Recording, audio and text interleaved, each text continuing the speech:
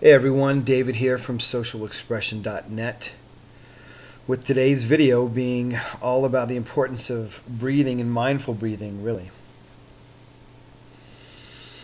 As you know, mindfulness is what I tout and advocate highly as a foundation not only to social anxiety recovery but to living a full and valued life. And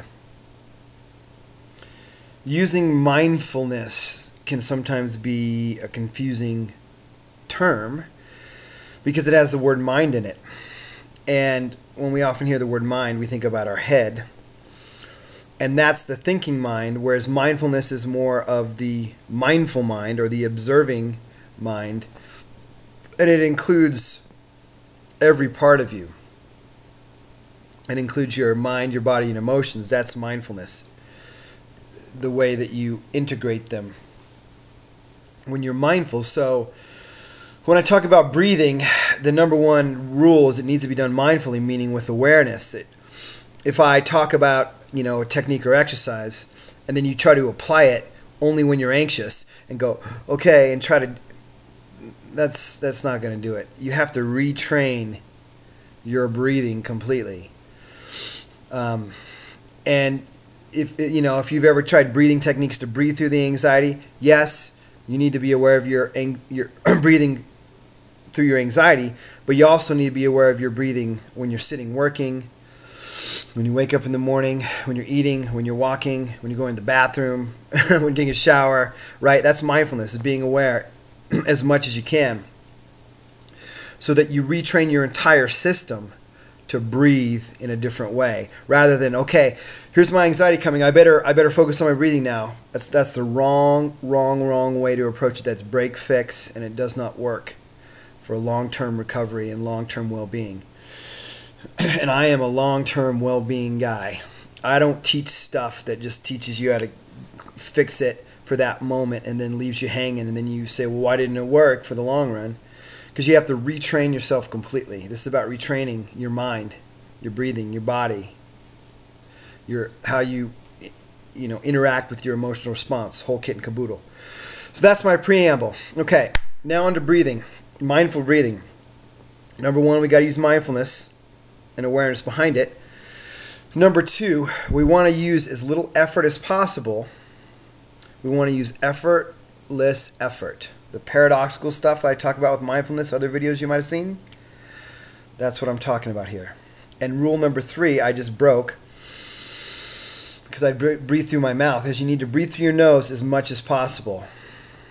Obviously, you can't breathe through your nose only when you're talking, like I'm talking. But when you inhale and exhale, normally going throughout your day, you want to do it through your nose. There's lots of reasons for this, physiological especially. But the main one being is that it helps to engage the parasympathetic response in the nervous system, along with, even more important, our exhales should be a little bit longer than our inhales. So we can practice this, and I'm sitting in a bad posture, so I'm having a hard time breathing, not through both my nose and my mouth. Sorry for the glitch there. We need to do like a count 4 inhale and a count 6. So we're going to do that. And before you do any breathing exercise, you want to make sure you exhale first. So you don't want to inhale. You don't want to start inhaling with like half full lungs or quarter full lungs or whatever. So exhale all the way. Inhale for a count of 1, 2, 3, 4.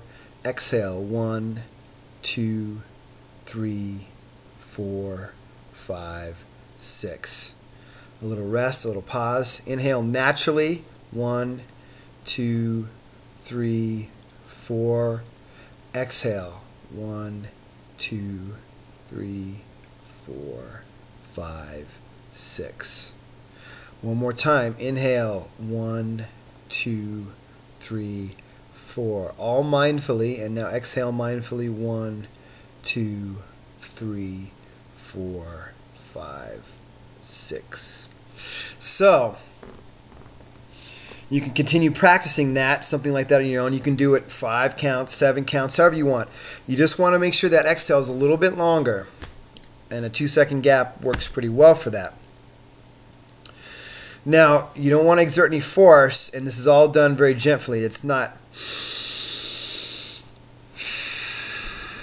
Okay, that's too forceful. That's too intense. We would just want to be...